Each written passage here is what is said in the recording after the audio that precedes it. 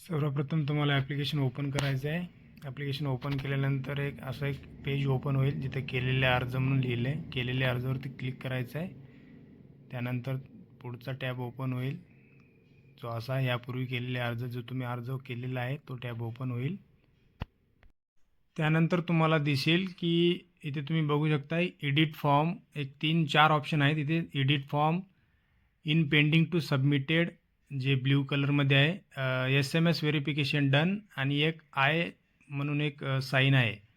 यामध्ये तुम्ही अनेक प्रकारची माहिती आहे. जसं एडिट फॉर्ममध्ये तुम्ही एडिट फॉर्मवर क्लिक केलं तर तो फॉर्म जो तुम्ही आहे काही तुमचे दुरुस्ती असेल त्यामध्ये तर तुम्ही ते दुरुस्त करू शकताय. SMS व्हेरिफिकेशन डन म्हणजे जेव्हा तुम्ही फॉर्म भरला तेव्हा तुम्हाला SMS आलेला असेल. जर आलेला असेल म्हणजे तुमचं ते SMS व्हेरिफिकेशन डन झालेलं आहे.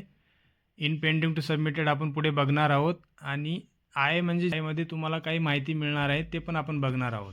तर यामध्ये तुम्ही बघू शकताय की पेंडिंग टू सबमिटेड म्हणजे काय, तर अर्ज तुम्ही भरलेला आहे पण तो अर्ज अधिकाऱ्यांनी अजूनही म्हणजे बघितलेलं नाही किंवा त्यांनी रिव्ह्यू केलेलं नाही, म्हणजे ते त्यांच्याकडून सबमिट झालेलं नाही.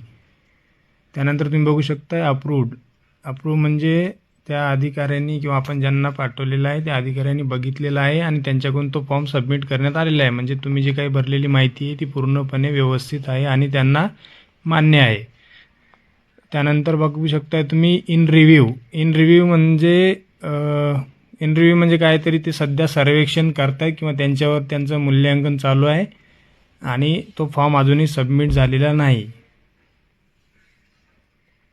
त्यानंतर बघू शकता रिजेक्टेड म्हणजे नाकारले आहे. म्हणजे समजा तुमच्या तुम्ही भरलेल्या फॉर्ममध्ये काही चुका असतील त्या त्यांनी नाकारलेल्या आहेत, त्यामुळे ते त्यांनी रिजेक्ट केलेला आहे. तेव्हा तो फॉर्म तुम्ही नंतर पुन्हा भरू शकत नाही.